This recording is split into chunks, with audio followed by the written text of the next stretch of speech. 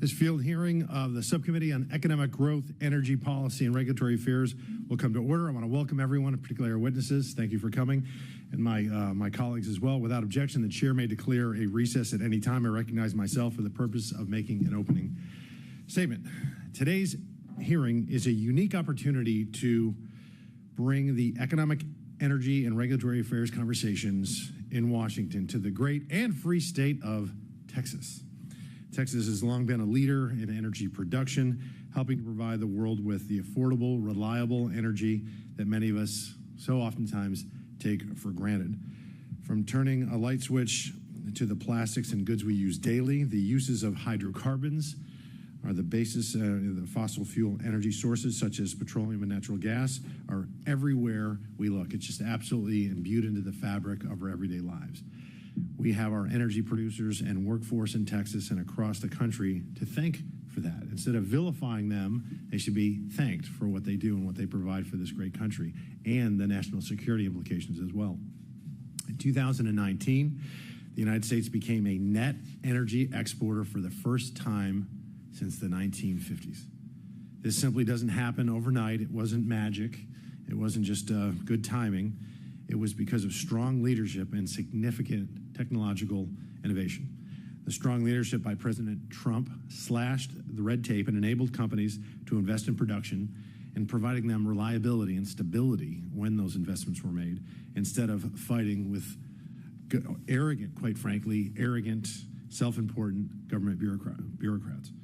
Technological innovations, such as those used in the development of hydraulic fracking and the horizontal drilling, really changed the game, and it helped us gain access to resources thought to be unreachable prior to the shale revolution. American leadership in energy helped dramatically reduce global energy prices and brought significant economic prosperity to both the communities supplying these resources and the communities across the globe who've experienced improved standards of living. This is no small feat, and one that we should take an immense amount of pride in as a country and as a state. Unfortunately, the Biden administration and congressional Democrats have sought to vilify the energy industry for contributing to climate change, and they blame hardworking folks like the ones here in Texas for the problems. They call us shills. They say we took this job in Congress to be shills for the energy industry, which is, as I can see Congresswoman Van Dyne laughing, because it is so absolutely ludicrous. In 2019, the Biden administration promised to, quote unquote, end fossil fuels, and has since sought to push a green at all costs agenda and policies that are often more expensive and make us more reliant on, of all things, the Chinese supply chains to sustain our way of life. The administration wants Americans to believe that wind and solar energy can alone support the grid right now. And that's just, listen, I say this quite often, and Congressman Sessions has heard this. I can ride my unicorn to this hearing and visit the mermaids out in the pond, and it's all going to be paid for by leprechauns, or we can live within the bounds of reality and talk about our energy needs in a realistic way. In reality, we all know that we'll be relying on fossil fuels for many years to come. I think we should take note that last year in the State of the Union address, the President of the United States said that we may need fossil fuels in 10 years. We may need them in 10 years. That's the President of the United States saying that in a State of the Union address. So from canceling pipelines to banning liquefied natural gas exports, the Biden administration believes that caving into the whims of climate activists and billionaire donors will make the world a better place. And quite frankly, it won't. This couldn't be further from the truth. Over the past 200 years, with the rise of modern energy production, human life expectancies have risen from 30 to 70 years, and the percentage of global population living in significant poverty, surviving on no less than $2 per day, has dropped to less than 10%. In fact, if you look across all demographics within American society, white, Hispanic, black, and other ethnic groups, from 1900 to today, life expectancies have doubled. There's no wealthy country in the world that does not require a significant amount of energy to sustain their way of life. And there is no impoverished country that can improve their standard of living without stable and affordable energy.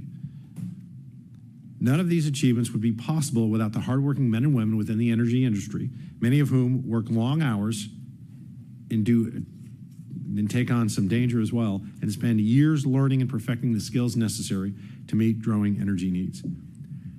Technical programs across the country, such as Coterra's Energy Partnership with Laguna School of Petroleum and Natural Gas, saw the need to improve access to skills training within their communities and jumped into action to help fulfill this need. For folks wanting to pursue a career in energy, we need to provide them with the opportunities to do so, and do so right now. Regardless of what the Biden administration tells you, we have and will rely upon fossil fuels well into the future, and we're all going to be better off for it. I want to thank each of the witnesses for coming today. I look forward to learning more from each of you. Again, God gave us one mouth and two ears, so we're going to listen. We're going to ask some hopefully good questions and learn. And thank you for being here today. Thank you for the opportunity to visit with you all and learn.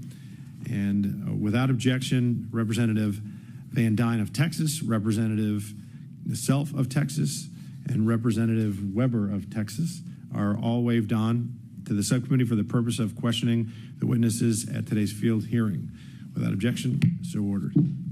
I'm pleased to welcome all of our witnesses here today. We have Mr. Tim Tarpley, the president of the Energy Workforce and Technology Council.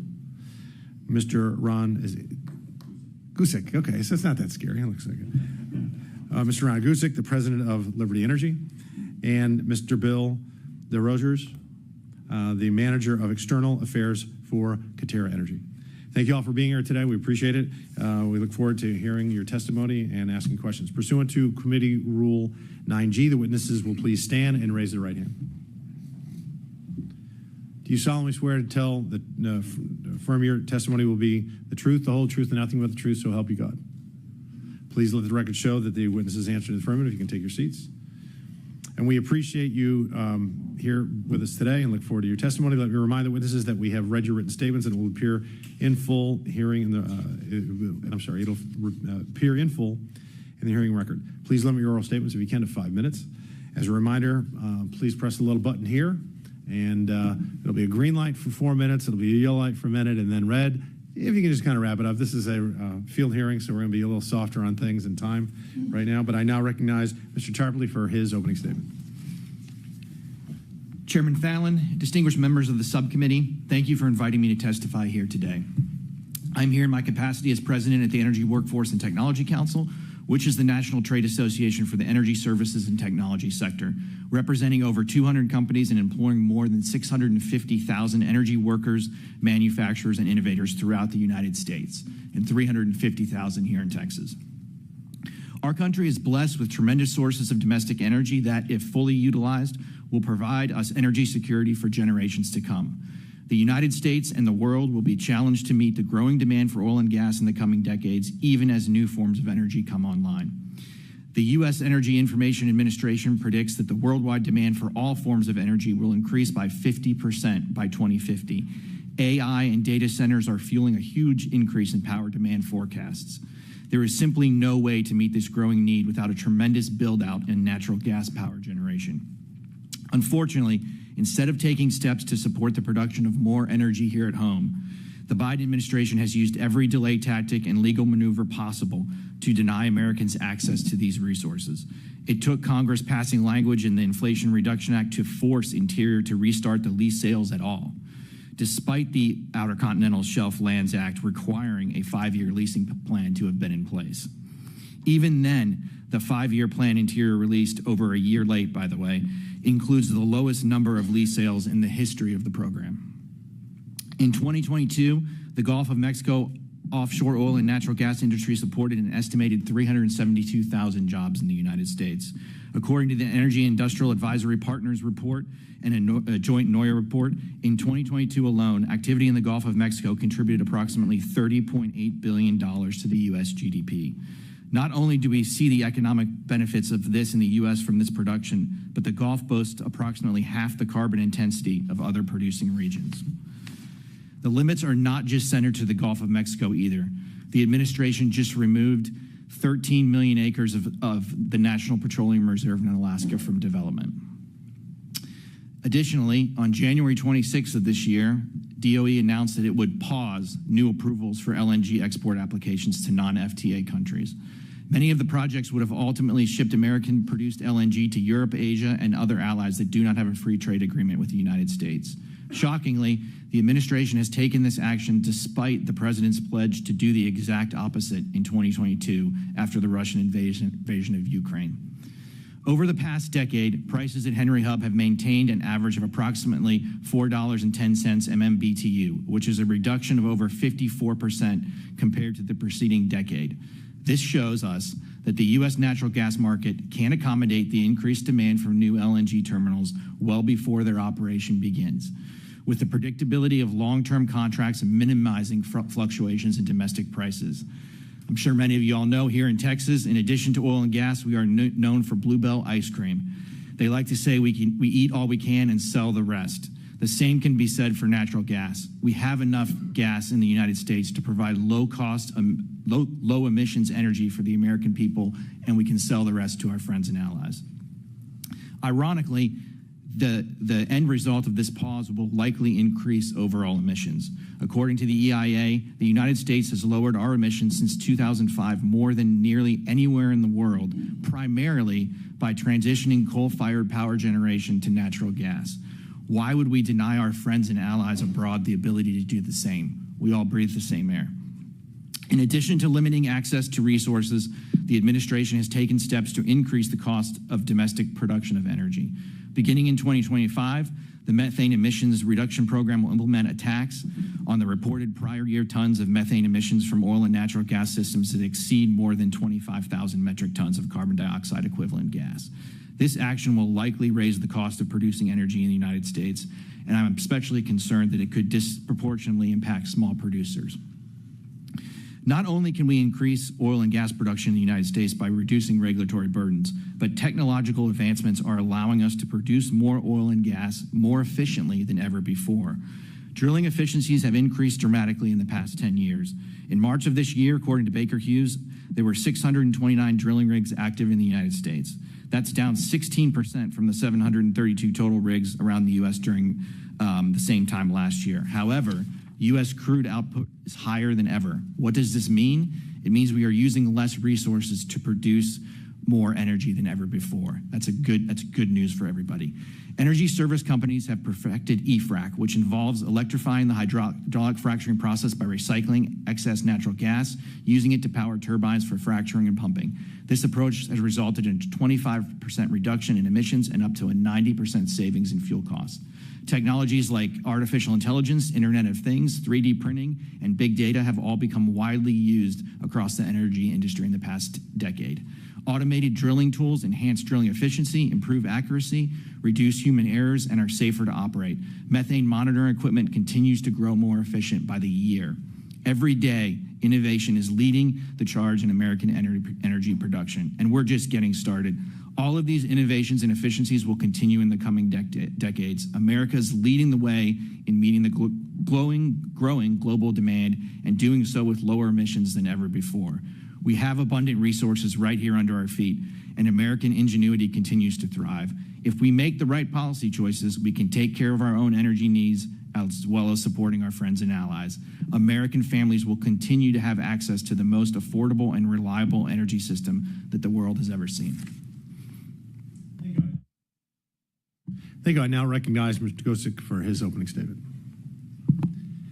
Thank you, Chairman Fallon and distinguished members of the subcommittee. I'm Ron Gusick, president of Liberty Energy. Liberty is a leading oilfield services company that employs over 5,000 people and offers cutting-edge services and technologies to our partners in oil and natural gas production. While Liberty operates in various regions across the United States, we have a substantial footprint here in the state of Texas. We have offices or facilities in the Houston, Dallas, and San Antonio metro areas. We also have a sizable presence in the Midland-Odessa area, where we are in the process of building a $50 million, 240,000 square foot operations center. I'd estimate that around half of Liberty's employees regularly work in the state of Texas. We are proud to say that about 10% of total primary energy production in the United States comes from wells fracked by Liberty. Liberty has been a leader in next-generation frack technologies that reduce impacts on the environment. Two examples are the quiet frack fleet technology, which makes pumps undetectable above ambient noise at distances of 500 feet, and our leadership in replacing diesel-fueled frack fleets with natural gas-fueled frack fleets. In addition to our regular reports and other securities filings, Liberty publishes the Bettering Human Lives report, which discusses the profound improvement in the human material conditions brought about by hydrocarbon energy and Liberty's contributions to it. We firmly believe that fossil fuels drive immense benefits for our company, consumers, the American economy, and ultimately the world. We do not apologize for it. Fossil fuels have transformed humanity, lifting billions out of poverty and more than doubling human life expectancy. It is popular among some audiences today to suggest that somehow the U.S. and other countries are going to transition away from fossil fuels in the coming decades. That cannot and will not happen. But a willful ignorance of this reality is driving politically motivated attacks on our industry that will impoverish American consumers and ultimately the world. Over the past several years, climate idealists and their allies in the Biden administration have launched a whole-of-government attack on energy production, deploying a series of interlocking rulemaking spread across time and agencies to thwart simple legal challenge and maximize their chance of success. Much like the EPA and the Obama administration's ambitious Clean Power Plan, these agencies also lack the power to enact these regulations. But their hope is there are so many regulations and that each individually is small enough that they will fly under the radar. This blitz of regulations spans all stages of energy production and use. Some address initial capital formation, seeking to prevent energy companies from gaining access to the capital necessary to produce energy by burdening them with excessive disclosures designed to prevent investment. Regulations of this sort include the SEC's climate rule, the Department of Labor's ERISA ESG rule, the FAR Council's greenhouse gas and sustainable government procurement rules, and California's pair of unconstitutional and federally preempted climate disclosure laws. Other regulations seek to limit oil and natural gas production by setting onerous rules that prevent or add costs to exploration, drilling, extraction, and refining, or that limit the distribution of oil and natural gas by adding costs or creating barriers that make it impossible to build pipelines or export terminals. Regulations of this sort include EPA's new methane rule, EPA's waste emissions charge rule, the weaponization of NEPA and FERC to prevent pipeline construction, PHMSA's PIPES Act implementation, and the Department of Energy's January LNG export terminal delay.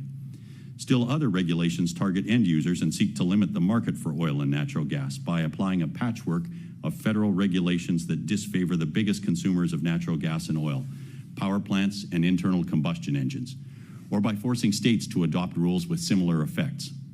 Regulations of this sort include EPA's new power plant rule, the dozen interlocking electric vehicle mandate rules promulgated by EPA, the Department of Transportation, and California, EPA's new ambient air quality standards, and EPA's new Good Neighbor rule. Still others defy neat categorization. The Biden administration has put out hundreds of regulations filling tens of thousands of pages of the Federal Register that amounts to death for the energy industry by 1,000 cuts. If they stand, these rules will impose severe compliance costs on energy companies, raise the price of energy, and have a remarkably negative impact on human lives. The regulations attempt to justify their enormous costs by pointing to benefits associated with avoiding climate change. But as I explain in my written statement, the science used to justify these benefits is dubious at best. Worse still, this cost will be borne for no actual benefit to the climate, as increased costs for domestic energy doesn't reduce demand, but only serves to drive energy production and industry abroad to countries like Russia and China that will increase global GHG emissions. I look forward to discussing these issues with the committee. Thank you. I now recognize Mr. DeRosiers. Good morning, Chairman Fallon and esteemed members of the committee. I'm Bill DeRosier, and I'm the Manager of External Affairs for Coterra Energy, and I'm honored to address everyone here today. I traveled in from Pennsylvania, and I really appreciate the weather. Coterra Energy is dedicated to responsibly developing oil and natural gas across the country. We have operations in Pennsylvania, Oklahoma, Texas, and New Mexico, primarily focused in the Permian, Anadarko, and Marcellus Shale basins. Today, I'd like to discuss our commitment to workforce development, especially our education initiatives focused on the energy sector. Over the past decade, the landscape of the energy workforce has changed dramatically. Today's energy sector requires individuals with unique blends of technical skill, adaptability, and commitment to sustainability. Take our well site operators, for example. They no longer just perform manual labor, but manage complex operations and contribute to our sustainability efforts. Yes, they are still working with wrenches and valves, but they are also calibrating sophisticated equipment, PLCs, working with PLCs, programmable logic controllers, and other electronics, and performing various emissions inspections. Most impressively, they are doing this in more and more rural parts of the country while interacting with various departments and agencies across the country. So how do we find ourselves, these individuals? How do we find this workforce? Coterra has invested in multiple programs, which I'll discuss right now. We have three key areas that we focus on: investing in energy and STEM education initiatives, middle school and high school level, supporting high school career and technology education programs, CTE, and providing significant backing to two-year programs like Lackawanna College's School of Petroleum and Natural Gas, Pennsylvania College of Technology, and various other programs that offer these two-year Associates of Applied Science degrees across the country. The linchpin of our approach, though, is dual enrollment or concurrent enrollment, depending on which state you're in. That seamlessly bridges CTE education at the high school level with the college programs I just mentioned. After a decade of investment, we're proud to see that we have employees in the industry who have participated in these programs and are now educating the next generation of employees through mentorship, internship, and various other opportunities. I'd like to share a few stories to illustrate the impact these initiatives are having. First, let me share about Ben Whitaker, who is now a production foreman at Coterra up in the Marcellus Shale. He's actually the inspiration for much of this program I'm discussing. Ben's journey began at the Scranton Technology and Career Center, a high school program, and he went to work after that high school program at a defense contractor in Northeast PA. After federal budget cuts resulted in his layoff, he decided to enroll in the newly formed Lackawanna College School of Petroleum and Natural Gas, hoping more education would be the answer. During his time at the school, Ben became Coterra's first intern. After completing that program, he came to work for us, first on nights, then days, then worked his way up to lead operator, and now he's one of 6 foremen running our entire field, which is one of the most prolific fields in the entire country, if not the world. Now I'd like to discuss Zoe Wright, the most crucial story I can share here today. Zoe is currently a high school welding student who is dually enrolled in the School of Petroleum and Natural Gas and her high school welding program. After coming to a few of our STEM energy camps and working with our employees, she decided that she wanted to go into the energy workforce. So as a sophomore in high school, she enrolled in Lackawanna College's School of P&G. She would do high school welding during the day and attend night classes at night. So before her senior year of high school, she had completed almost a year of that program, the college program, and we decided to take a gamble on her and bring her in as an intern. This is an internship that we typically reserve for second-year college students, and Zoe not only proceeded to do well in the internship, she thrived, working under Ben Whitaker, who I just mentioned before. And our internships are designed as a progressive internship. You start with simple things like parts identification and safety, working side by side with your mentor before transitioning into more of a everyday role. And Zoe actually worked up to being a well tender on these sites, and that's really exciting. She's on track to graduate from high school this May, and she will most likely complete her programming in the next 6 to 9 months. And I do believe she'll be traveling to West Virginia this summer to do another internship in the pipeline sector. I'd like to highlight one other thing about Zoe. I'm a girl dad, so I gotta jump out there and say this. She's knocking down barriers in 2 separate male-dominated industries, and we're very proud of her for that. But I think she's proving to others that you can do high school career and technology education, you can go to college, and you can thrive in this energy industry that we are discussing today. I'd like to just finish my testimony by recognizing one other initiative in the Permian Basin in southwest New Mexico. Peyton Hagler, he graduated from college with the intention of being an educator, a teacher, but he realized that being a teacher in southern New Mexico is not a sustainable opportunity. So he went to work in the industry where he learned how to weld, fabricate, and do emission stack testing. After he saved up enough money and felt comfortable, he went back to teaching, where he's now leading efforts at a high school career and technology program to create an energy pathway program modeled after this Lackawanna College program and some others around the country. So we're starting to see this successful program work its way across the country, and we're proud to share those details today. Thank you very much. Thank you. And Mr. Rozier, Zoe, how much is she would you anticipate she's going to make when she starts? I'd like to start by saying that she's going to acquire an associate's degree in applied science of technology, specifically in petroleum and natural gas. Typically, the graduates out of that program either go into well site technology, like I described working for Coterra, or they can go into, say, pipeline specialties working for Williams or Targa Resources. So depending on that pathway, there might be some change, but we're seeing anywhere from 70,000 to 90,000. And how old is Zoe? Zoe is 18 as of today, and she'll graduate this program this fall. And command a salary, like I said, somewhere from 70 to 90,000. But more impressively, the benefit packages that these companies in the energy industry offer are far and exceed what you can find in other opportunities.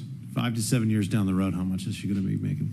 I know of some graduates out of this program who are working in more supervisor and managerial positions, commanding salaries of $120,000 to $130,000. So I believe the opportunity to grow that range out of this program is significant. Wonderful. I now recognize myself for 5 minutes of questions. I snuck those in. Mr. Gusick, over the past few years, Liberty Energy has released a unique version of the ESG report, which highlights the positive impacts of U.S. energy and what it has not only in this country but the world. Can you tell us about the report and why highlighting these opportunities are necessary? Absolutely. Thank you for the question. I have here a few copies of Bettering Human Lives. We started 3 years ago on this initiative, recognizing that the conversation just wasn't pragmatic around energy. There was a continuous conversation around the negatives only, and a lack of recognition around all of the positives that energy brought to not only America but also the world. And so we set out on this initiative as part of our ESG report, where we highlight all of the good we're doing in that space, to identify the true value that energy brings to our world, and to try to have that conversation be a little more front and center. And so Bettering Human Lives today talks about the nexus between energy poverty, climate, and economics, and the trade-offs that are involved in each and every one of those things. And we've sent out of this year's copy now 14,000 copies of this. It's bringing to light better conversations at both, I think, the federal level and also colleges, schools, and elsewhere. And just to state for the record that all 15 members of our subcommittee, Republican and Democrats, were invited to attend this field hearing. It's unfortunate and sad, but also very telling that there's not a Democrat that accepted this invitation, because I think that unfortunately there's many people in the course of the political discourse that don't want to have a serious conversation of our energy needs and what that means moving forward. They're just appealing to, honestly, some gullible and vulnerable minds, particularly at the college level, that believe these climate myths. And so they tend to, the President of the United States and many Democrats tend to demonize folks that are in the energy industry. I wanted to ask you, Mr. Gusick, why those are absolutely untrue and why they're myths. Absolutely myths. I look around at the people, and specifically the 5,000 people that work at Liberty and what they go to do each and every day. As you appropriately stated in your opening remarks, energy makes the world go round. It has dramatically changed life. You can look back at thousands of years of history and what humanity looked like, and then all of a sudden, over the last 200 years, we have a hockey stick in human well-being. As you pointed out, life expectancy, significant reduction in poverty. These things are game-changing, and unfortunately, the world hears too much about eye-catching headlines, I guess, that fail to recognize exactly what energy does for us and how challenging it is to deliver the energy system we need today. And I think also fails to recognize just how big a delta there is in our world today. I like to share the statistic that the lucky 1 billion people on the face of this earth consume 13 barrels of oil per person per year. The unlucky 7 billion people who have yet to achieve the style of life that we enjoy each and every day consume 3 barrels of oil per person per year. If they close that delta even by half, the significant increase in resource that we would need to meet that demand is nothing short of astounding. And so we have an immense amount of work in front of us. The people I work with every day are proud to get up and do that, and they know that what they do makes people's lives possible. Mr. Tarpley, has the United States in the last 20 years increased or decreased our carbon footprint? Decreased. By, what are we talking, 5, 10, 20%? I think, 20% or more. Yeah, it's over 20%. And over the same period of time, has China increased or decreased their carbon footprint? Dramatically increased. Yeah, I think it's 3 times in that same time frame. So when California imposes regulations, and how does that help climate change? When China is firing up a new coal plant, I don't even know. I've heard estimates one new one a week, and they tripled their carbon output. Right, they're building an enormous amount of coal-fired power generation to supplement production of solar panels and other equipment, which they then sell, to the world with lower prices because it's state subsidized. So let's just say that Gavin Newsom found some common sense when it comes to energy and instituted policy and implemented policies that we have here in Texas. But in addition to that, China decided that they were going to follow the United States lead.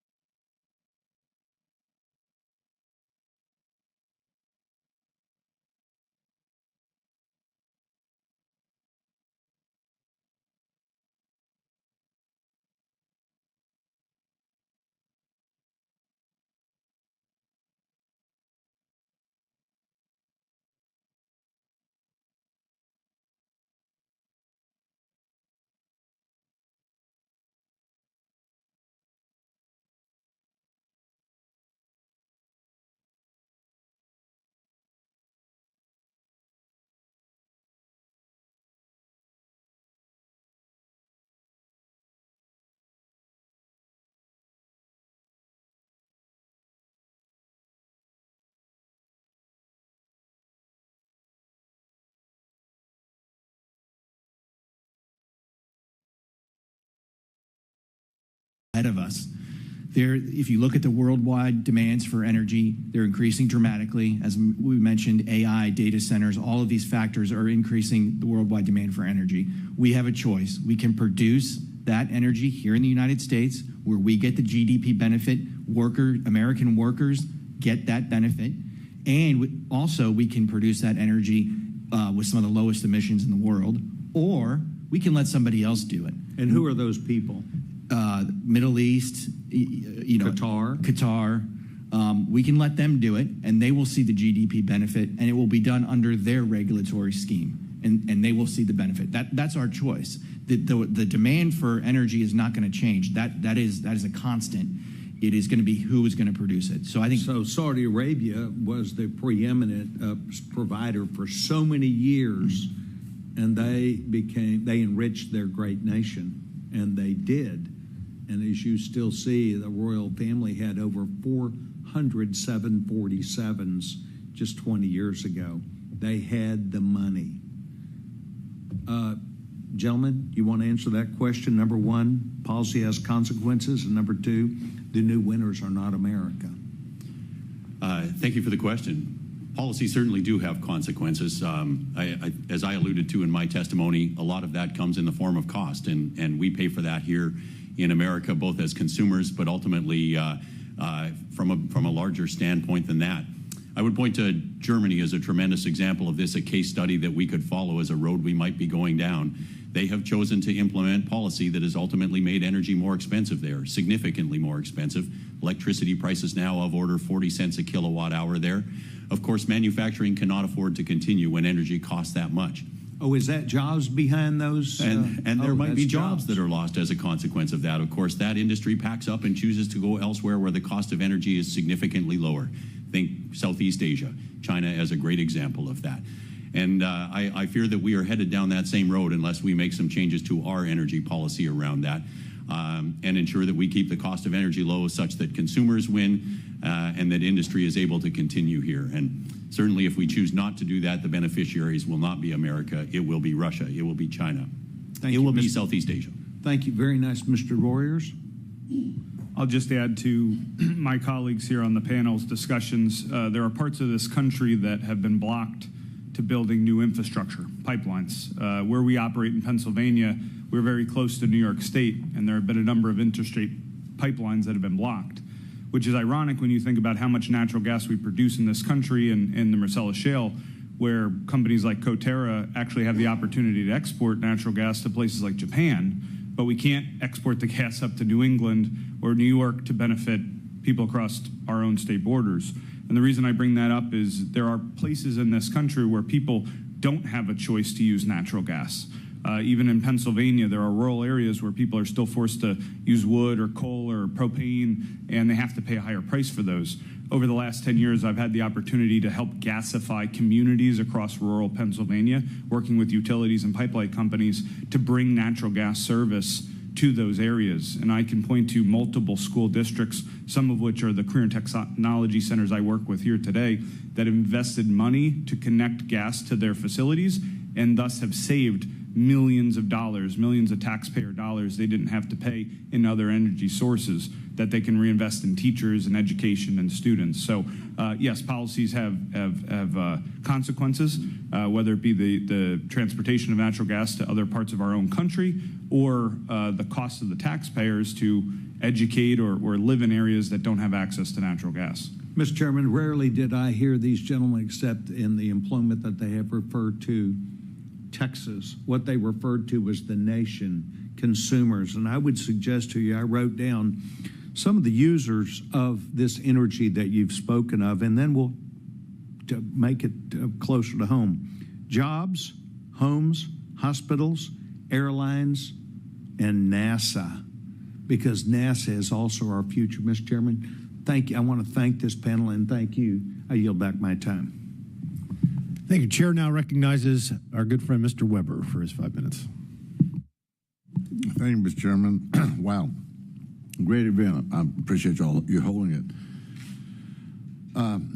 You've thrown me off my schedule to ask my questions here, so I'm going to shoot from the hip, which is what a lot of Texans do, by the way. We love the ice cream analogy.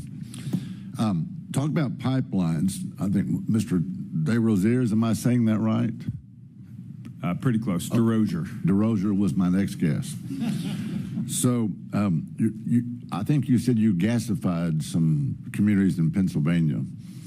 And this is going to be a question for all three of y'all.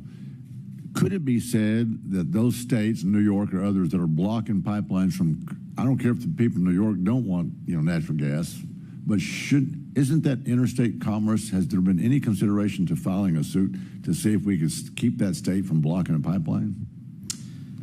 Yes, I believe there are considerations afoot, and there have been examples of companies to move the gas. I should preface by saying we're an E&P company up in Pennsylvania, so we're just developing the oil and the natural gas in the Marcellus Shale.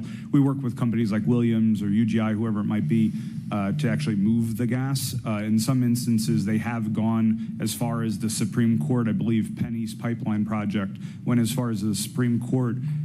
It won against the state of New Jersey, which was blocking its ability to traverse the state of New Jersey to deliver natural gas to I believe the New York City and metropolitan area, but still ultimately abandoned the pipeline because of economic reasons and other delays. So to answer your question, yes, there are efforts afoot by the energy industry to navigate these frivolous lawsuits and these stalling tactics, as my colleague on the committee said. Unfortunately, sometimes it doesn't always work out. But I will say, in-state, in places like Pennsylvania and other areas, gas pipeline projects, like the gasification ones I was mentioning, have been quite successful. Do y'all have any knowledge about any other suits going forward like that? Either one of y'all? Mr. Tarpley? Well, I think it's an incredibly important point is that, there is natural gas being imported into the Port of Boston because there's not enough capacity to get through New York State. They pay some of the highest prices in the country. That's incredibly unfair to the people that live up there. There is litigation going on, and I think you bring up a really good point. Mr. Gusick? The only thing I would add is, in addition to being imported into the Port of Boston, I believe we're transporting natural gas into New York City by truck now rather than by pipeline to supply needs there because we can't get a pipeline. Let me follow up on that. The Keystone Pipeline would have come into my district. I'm the Gulf Coast, upper Gulf Coast of Texas. I have 7 ports, more than any other member of Congress. We produce 65% of the nation's jet fuel, 80% of the nation's military-grade fuel, okay? Huge on energy. Some of y'all will know maybe where Mont Belvieu is in Texas. It's like the pipeline capital of the world. The Keystone Pipeline, what Obama shut down, of course, and what Biden shut down after Trump had released a permit, carries 830,000 barrels a day. The average 18-wheeler, when you think of a tanker that carries 7,000 gallons, if you divide 7,000 gallons by 50, if you consider not a 42-gallon barrel, but a 50-gallon barrel, if you divide 7,000 by 50, you get 120 barrels in a standard 18-wheeler tanker truck. Gentlemen, to move 830,000 barrels a day, it would take 5,253 18-wheelers on the highway every day. Did you say that again? 5,000. If you divide 830,000 barrels a day by 50-gallon barrels, it equals 140 barrels. So if an 18-wheeler carries 140 barrels, to equate to 830,000 barrels a day, it takes 5,253 tankers on the highway every day. So, Mr. Gusick, when you're putting out your plans, your reports, we need to be aimed at our younger generation, our schools, and saying, look, we do care about emissions. Pipelines are the best way to move this. Can you actually include those kinds of statistics, or do you already? We do include a number of statistics like that. I think your point is a good one, that our world involves trade-offs, and we have to contemplate the pros and the cons each and every time. And unfortunately, I think our school children are mostly presented with the cons and not the pros. Okay, well, I like one-liners. These guys will tell you that I suck at them. But anyway, have y'all ever heard the song "Love Makes the World Go Round"? Some of y'all are old enough to remember that. I'll admit I'm old. So love does make the world go round, but energy greases the axle. I yield back. Chair now recognizes Ms. Van Dyne, our good friend from Irving. Thank you very much, Mr. Chairman. And I'm glad that the Oversight Committee is here in Texas. I'm a member of the Ways and Means Committee, and we have held numerous field hearings, including recently in North Texas as well. I think it's important for members to get out of D.C. And actually hear how policies are affecting Americans. I wish some of our Democrat colleagues were here today to hear how disastrous, and hear firsthand how disastrous the President Biden's energy policies have been for the American people. The cost of living is being painfully driven up, making food, electricity, housing, and transportation incredibly difficult to afford. Many of the Biden administration's energy-related regulations will also have compounding implications for the future of U.S. energy production. Also for the U.S. energy workforce, we were talking about jobs earlier, and the states and the communities that rely upon the energy sector for revenue. To counter this, I'm introducing legislation to hold the EPA accountable and to roll back these legislations. But I'd like to add more here, a little bit about what we're trying to do. The fact is that with the EPA, they are out over their skis, and we've seen that with a number of agencies. They take advantage of the fact that they've got some regulatory authority. The regulatory authority that they often add simply cripples the private sector. If for not any reasons, it's not making the gas energy more affordable, it's not making it safer, it's not making it produce cleaner. It's just putting us at a complete disadvantage over our competitors, over other nations. And I hear this all the time. In almost every meeting that I take, somehow these regulations are crippling people, especially the EPA. It's the overreach, the unnecessary burdens, it's particularly when it comes to permitting. And I'd like, Mr. Gusick, if you wouldn't mind talking a little bit about how potentially the EPA has burdened your business. Yes, thank you for the question. Certainly a couple of examples that I highlighted in my written testimony, the first of those being the new methane rule. And the challenge around that, and certainly this impacts our customers more directly than us, but we feel it as a follow-on being the service company, specifically around how they are going to treat existing sources. So you can imagine, of course, there are a lot of people who drive older cars in this country by virtue of that's what they can afford. If you had to have that car meet the most modern emissions requirements of a car that was built today, the cost to move that car from the emission standard it met in 1975 or 1980 to today would be incredibly burdensome to that person. The EPA is now expecting that same result when it comes to methane emissions. They are treating sources that around which decisions were made given the economics and rules of the time, expecting them to now meet the most modern emission standards. And of course, that changes the economics for the company that made that decision and ultimately puts them in a bit of a challenge. They're going further with their waste emissions charge around a cost of methane emissions, transitioning what was a reporting rule into a mechanism for assessing a tax on people, using what I would argue is a pretty dubious calculation for the cost of methane, without considering any of the benefits that come from all of those production facilities. Appreciate that answer. Mr. Tarpley, 80% of U.S. LNG goes to non-free trade agreement countries.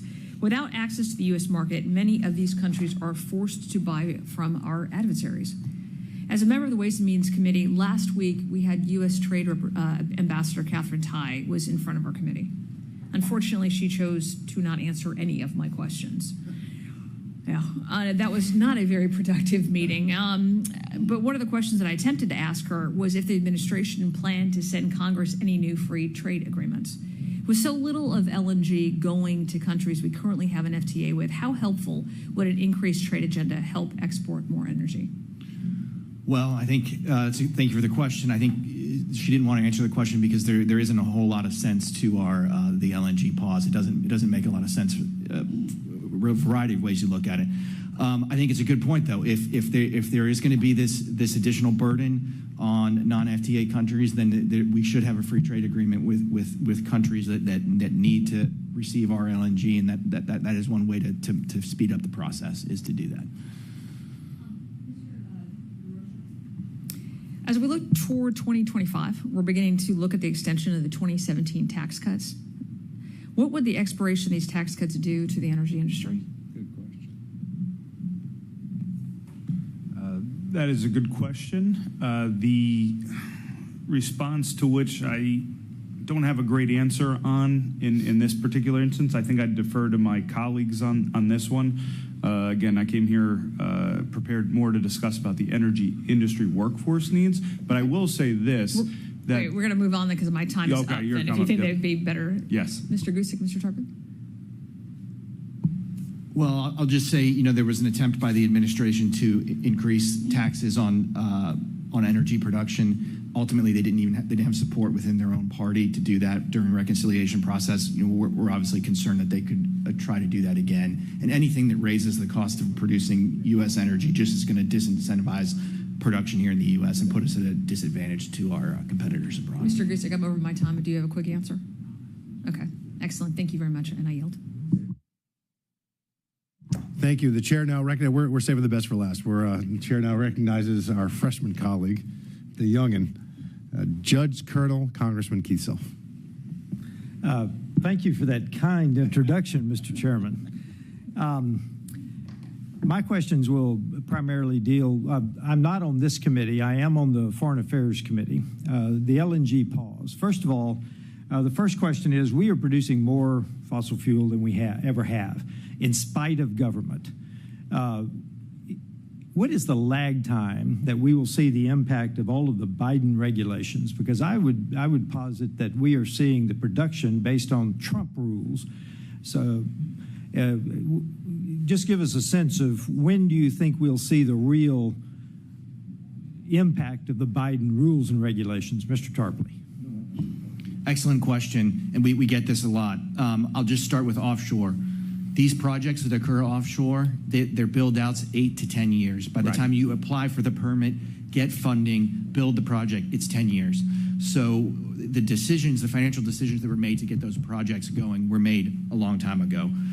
It's a little bit shorter for onshore, and I'm sure my colleagues could talk a little bit about that. But it is very true. The decisions we are making today are going to affect our energy situation, 8 years down the line. And that's my point. Everybody needs to understand because people see we are producing more fossil fuel today than we ever have, and yet we talk about the Biden rules and regulations. The two are not simultaneous. There will be a lag. Now we're trying in the Foreign Affairs Committee, we are trying to wean Europe off of Russian energy, and yet we have this LNG pause. Your perspective, Mr. Gusick, I'll start with you or Mr. Tarpley, either one. What is going to be the impact of this LNG pause on the energy usage in Europe? Thank you for the question. Certainly my thought would be that it means they ultimately go out and source that LNG from elsewhere. These are long-term contracts when countries are making decisions around where they source energy. This is not something that's bid out every 6 months or every year. And so if there is a doubt from the European countries that America is going to step up and supply that LNG, they will go source that LNG elsewhere, and more likely than not, that'll be the Middle East, and we will be at a loss for that. Now, I understand that Saudi Arabia is now maxed out at 13 million barrels per day, and we are producing more than that. Is that your assessment, that we are now the leading producer of fossil fuel in the world and will continue to be? That is my assessment, both for oil and natural gas. So if we're producing more fossil fuel than we ever have, has our refining capability kept up? This may be a Mr. Weber question, but can we handle all of the production that we are getting out of the ground? Because as everyone knows, I think we built one new refinery in the last, 25 years? What was it? Obama said, yes, we can. I don't think our refining capacity has kept up the way it needs to. We have to export some of that product. We wouldn't be able to refine it all in the United States. Couple that with the pause, and you get my point. I'd like to talk about Alaska. We call it the National Petroleum Reserve, and I would just want to make a few points. The Biden administration now has 55 separate actions to cut down on mineral resources of all types being taken out of the ground in Alaska. 55. In fact, they might have announced the 56th last week. We have 49 of 50 rare earth minerals are found in Alaska, and yet we cannot mine them. The petroleum production, I understand, in the National Petroleum Reserve is the equivalent of a postage stamp on a football field for the entire area that we're talking about. Do states make a difference in your permitting, is my point. Does Alaska, does Texas, do they have an impact on your federal permitting, or state or federal permitting? Does it make a difference what state you're in?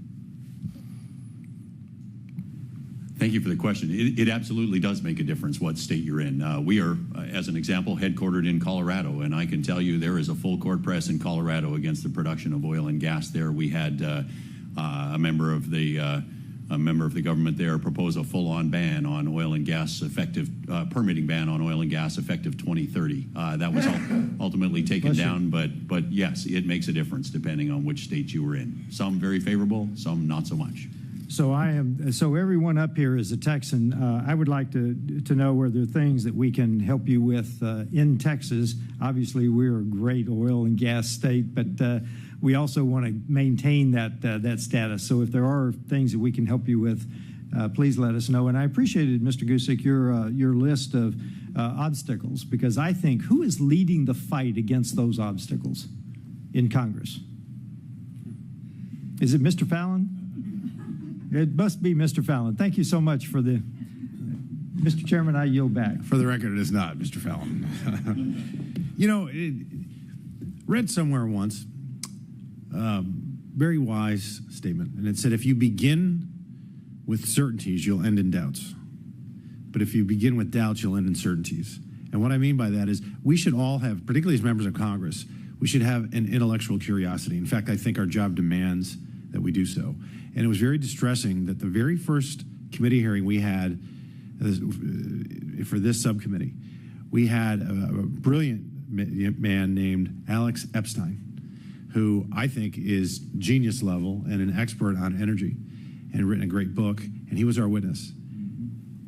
And before the hearing, he offered to, he gave a book, he was giving books out to the committee members, and the Democrats wouldn't take it. And I thought, that's very curious, because this is so important to our country and to the world moving forward. Why wouldn't you want to become more knowledgeable on energy? And they might not agree with his conclusions, but how do you even know how he got to those conclusions if you don't read the book itself? And then the ranking member attacked him personally, on a personal level, to try to destabilize the whole committee hearing. And they're beginning with certainties. We're all beginning with doubts, wanting to learn more. And also, to your point, Mr. Tarpley, about truth and context. I can show you clips of Michael Jordan missing shots, thousands of shots.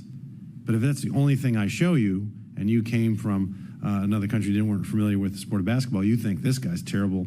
If the goal is to put the ball in the hoop, this guy can't do that. And what I showed you, I didn't show you anything that was untrue, but I didn't show you the truth and context. I didn't give you the whole picture, and that's what we're seeing at these universities. We're not seeing the whole picture.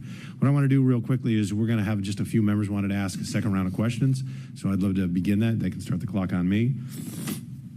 Mr. Drozier, global demand is going to increase by 50% over the next few decades, and we need a sustainable workforce. We had a committee hearing on apprenticeships and skilled labor.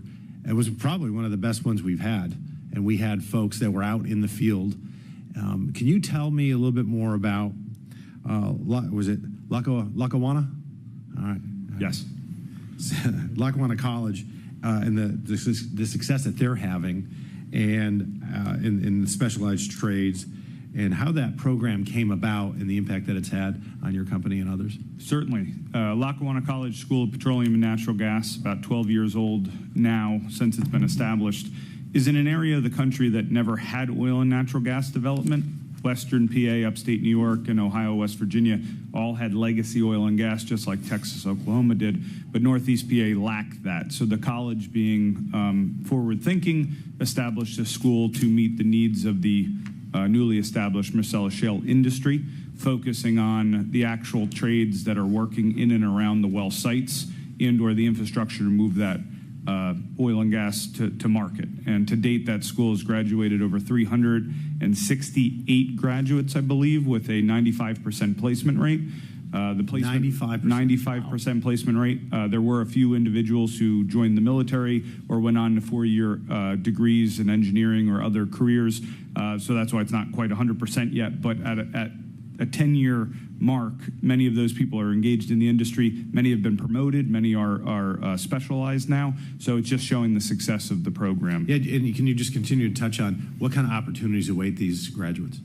Certainly opportunities in the energy industry, the power sector industry, the advanced manufacturing industry. We talked a little bit earlier about the skill sets have changed dramatically. So we're not just looking for people who can turn valves and use wrenches. We need people who are thinking with their mind, using electronics, using sophisticated techniques. And we're finding that these individuals are highly sought after because their ability to do multiple jobs, multiple career opportunities. And I know a number of them that actually are now in Ohio and West Virginia and Pittsburgh. So the school originally was set up to support the local Marcellus Shale industry, but we're starting to see the graduates move across the basin and even across the country. So there are tons of opportunities for these students, and the opportunities aren't going anywhere. Mr. Tarpley, let's just take an extreme example. When on various issues, sometimes I think about what the extreme would be. So in other words, if let's say the opposition got their way, what would happen, right? And it seems that the left celebrates folks that are recipients of welfare. So I always think about, well, what if we're all on welfare? Then we'd be, some third world country that didn't have any infrastructure. So let's just say that the Democrats in Congress get their way and we seemingly don't produce any more natural gas or oil or fossil fuels in this country. They get their way, they win. Colorado wins, okay. What's the practical application? What would happen there? So you mentioned that there would be that lost money for our GDP, of course. Jobs, high-paying jobs would be gone. And then, but this is the kicker I find interesting. Not only would our energy then, we would have less money as a nation, but then our energy costs would explode because we have to buy them, so the trade imbalance would increase even more so. But at the end of the day, would you agree that we would also, it would be bad, it would be worse for the environment because we have a regulatory scheme, we have a strong environmental lobby, we have an independent judiciary. We have an expertise that's been built for over a century. We do it better than anyone else. So the environment would suffer as a result as well. It's a great question. I'll follow your logic. Let's just assume oil and gas production stops in the United States. What would that mean? Well, first of all, it would mean that 650,000 men and women that we represent don't have a job. They're out on their own. The families that they support, they're on their own. But in addition to that, you got to step back and think, what does that really mean for the United States? Well, the reason why we enjoy the lifestyle that we enjoy right now is a lot of that is because of energy. We have abundant energy, so that goes away. But one thing you can tell about Americans, we're not going to give up our lifestyle. So we would still buy energy, but we would buy it from others, which would mean it would be more expensive. And just like you said, it would be produced under their regulatory regime. So we wouldn't control the emissions of that energy. Somebody else would. They would see the economic benefits, and they would decide how it would be produced. And then those 650,000 jobs that used to be here in the United States that supported those families, supported taxes, supported local communities, they're gone. They're somewhere else. So the benefits go wherever else that is. So you're saying that a country like Venezuela does not have a rule of law? I mean, it gets to be ludicrous, right? They make the decisions on what the rule of law is. Here in the United States, we do. And it's going to be better for us if we decide how our energy is produced under our laws. Yeah, the people of this nation have a say, and we can trust an independent judiciary, where in China, in Venezuela, in Saudi Arabia, it's to the dictates of the ruling elite. Right, that's right. And certainly the emissions of transporting gas on a pipeline domestically within the United States, much lower than shipping it on a boat halfway across the world. So that's important to mention as well. And this is Mr. Gusick or Mr. Tarpley. So you have New York City, roughly 8 to 10 million people live there. Would it be better for the environment to use a pipeline to get their energy to them, or would it be better to get all those trucks that Congressman Weber was talking about? Mr. Gusick, you want to take that one? Certainly, I think the answer is pretty obvious on that. Pipeline's well demonstrated as the safest, lowest emissions way to transport hydrocarbons. Like dramatically reduce our carbon footprint if we did that. Yes. And who fights that? What political party would fight that? We know of only one. Yes, thank you. Chair recognizes Mr. Sessions for another 5 minutes. Mr. Chairman, thank you very much. I have two questions. One, Mr. Tarpley, first, Mr. DeRosa. The first question is directly related to the jobs that you're speaking about. In 2008, I visited Butler, Pennsylvania, and they became an epicenter in Pennsylvania of the coal-fired rules that the President Obama put on them that by and large said, you cannot grow any more jobs, we cannot have anybody move here. And yet you've told the story of the industry removing itself to where it provided new technology, new jobs, new opportunities. There'd be opportunities not just in Texas that are being hurt now, but in other places that could take advantage of technology. Great question. Our workforce, as I mentioned, 650,000 nationwide. We're in all 50 states. It's changing. There are less, folks working on traditional, like you would imagine on a rig. They're getting into things like AI, high technology. More folks are working maybe off-site, monitoring the production, from an off-site location, and they're getting technical training that you wouldn't think of in the traditional oil field, history. So the workforce is changing. And I think it will continue to grow. The technology that this sector is creating is transforming the way we produce oil and gas, and that's going to continue. That innovation is continuing year by year. So now, to add to that, and I think the administration sees this, the next generation is cleaner, does have jobs, is using their education, is leading edge, become the world leaders. Yesterday on Earth Day, President Biden called on his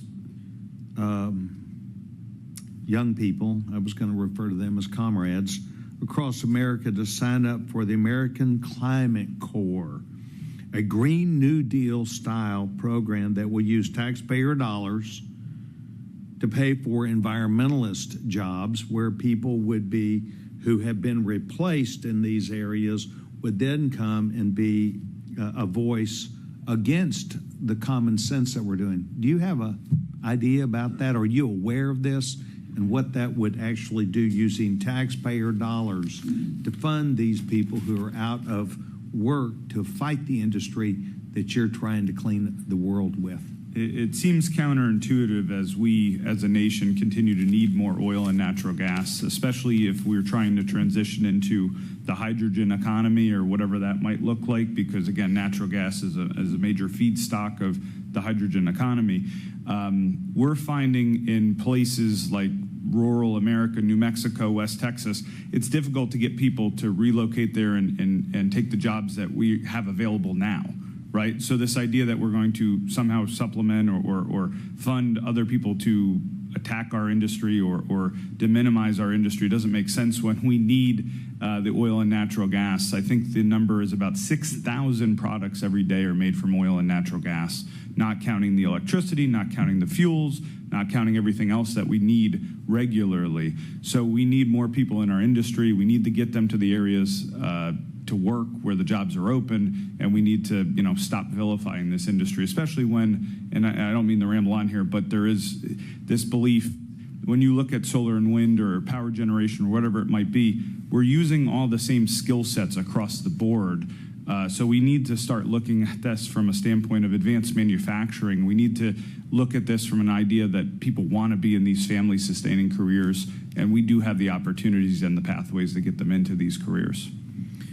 Mr. Gusick, you represent a company that employs people, is concerned about them, but you also know that they supply money to states that operate schools, that operate prisons, that operate highways, that operate all these other things that count on people working, people having jobs, avoiding unemployment, avoiding the misery of not having a job, and all those things that come with it. Can you summarize this for us about the real impact of what this delay will have, snapshot now?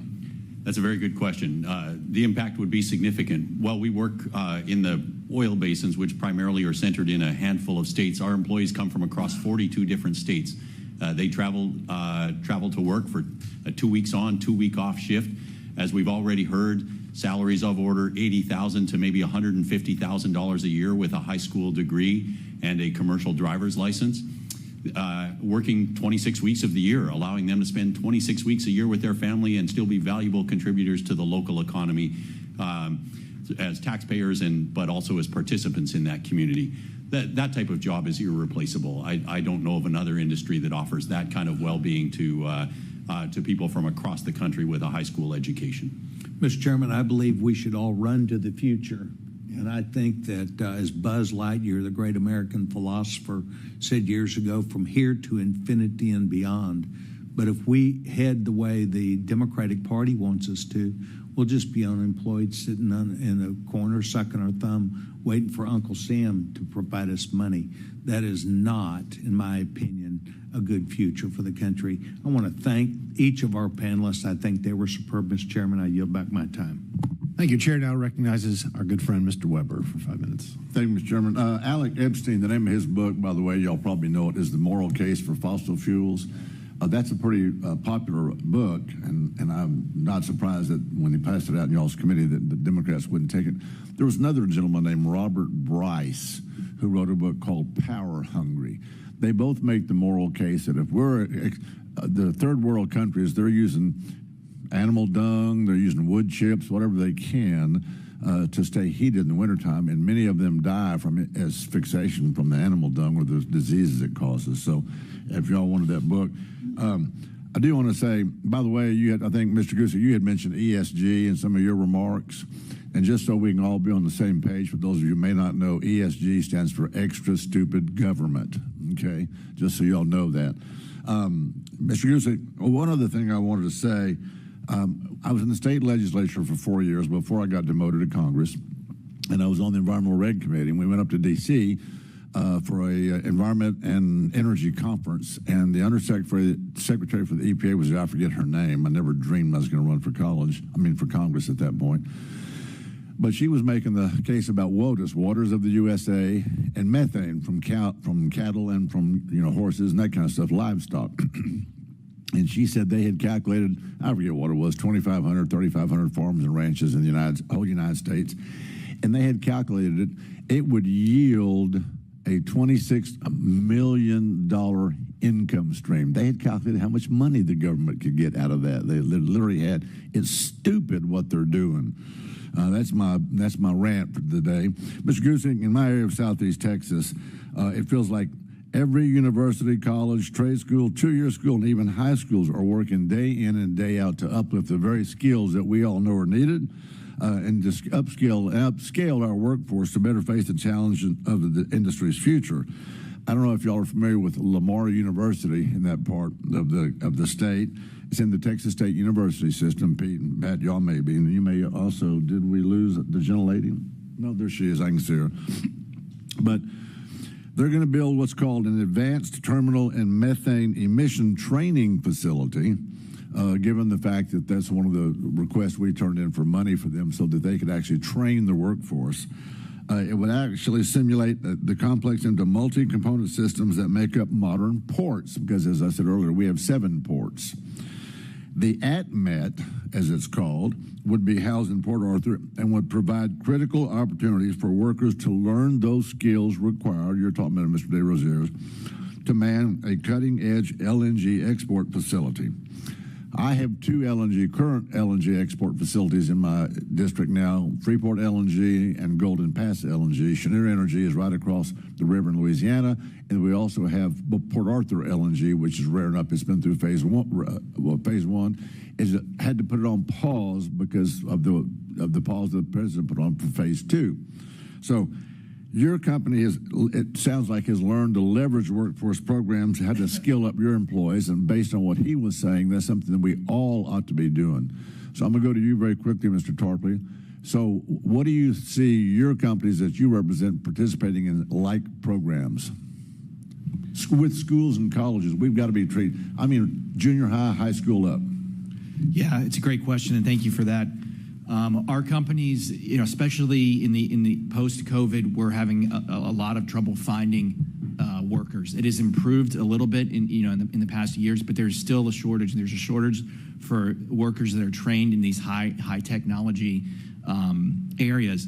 The location of where a lot of this oil and gas production and manufacturing goes on is adjacent to areas of high unemployment, where there's people that need jobs. You got to make that connection. These workforce training programs are exactly how to do it.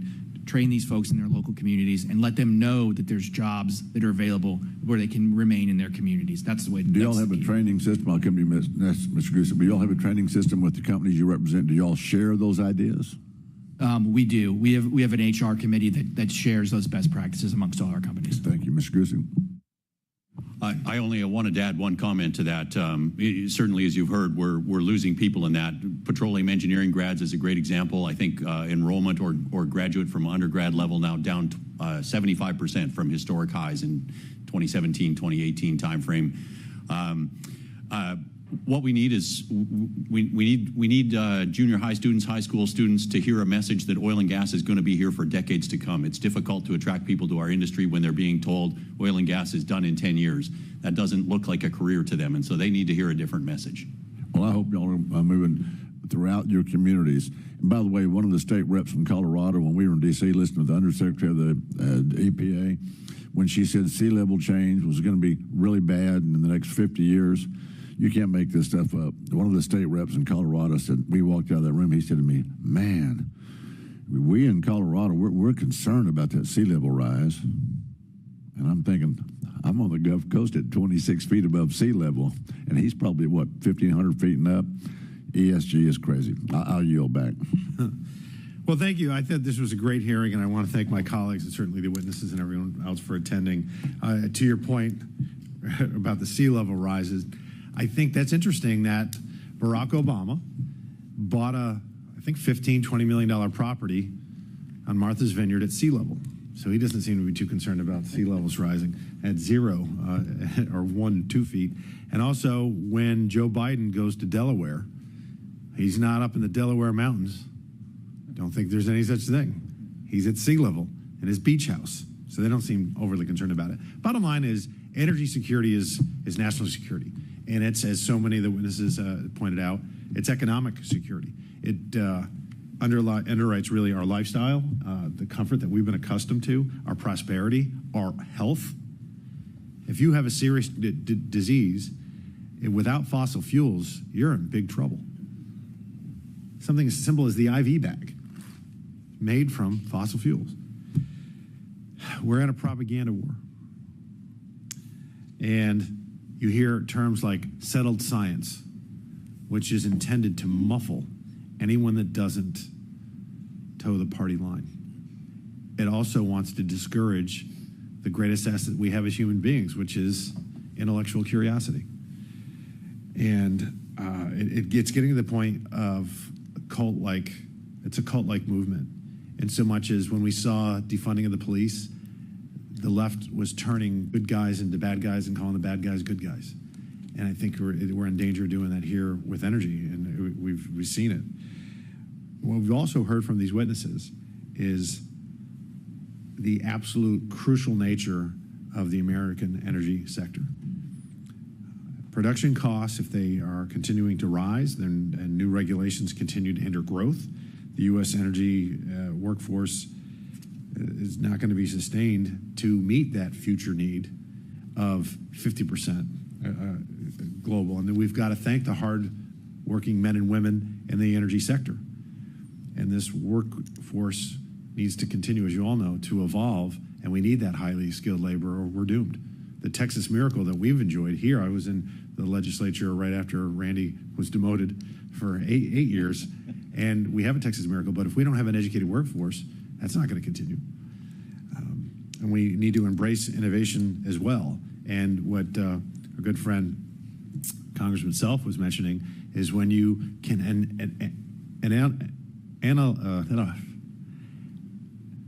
use an analogy to a football field and a postage stamp, that's what people can grasp. And they go, wait a minute, if it's just that tiny of a piece, why wouldn't we try to exploit that for our nation's benefit? But the Biden administration, they continue to declare war and demonize and cheerlead it. We hear constant lies. I've heard them in this committee hearing, not this particular one, but in ones we've had in the past related to energy, where we had a witness that attested that the renewable energy production is cheaper than fossil fuels. Yeah, it's cheaper when it's subsidized. And he said, no, free. If that were true, if his statement were true, then there would be no need for fossil fuels because the wind and solar would undercut you all. but that's not true. But that's what I think he really believed it, which was that he was the Democrats' expert witness. That's frightening. It's chilling, quite frankly.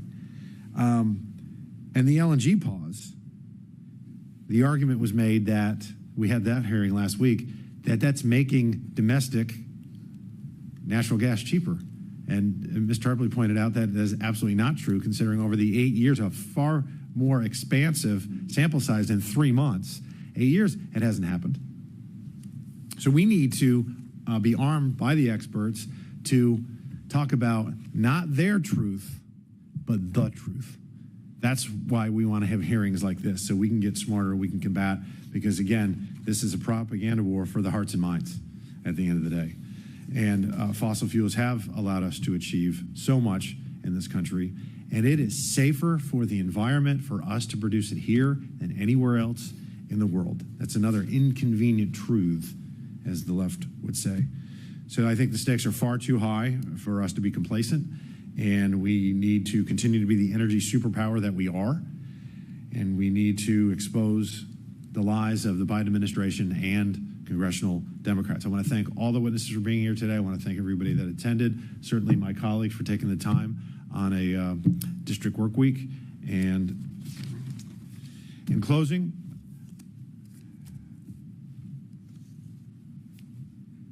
and without objection, all members will have 5 legislative days within which to submit materials to and to submit additional written questions for the witnesses, which will be forwarded to the witnesses for their response. If there is no further business and without objection, the subcommittee stands adjourned.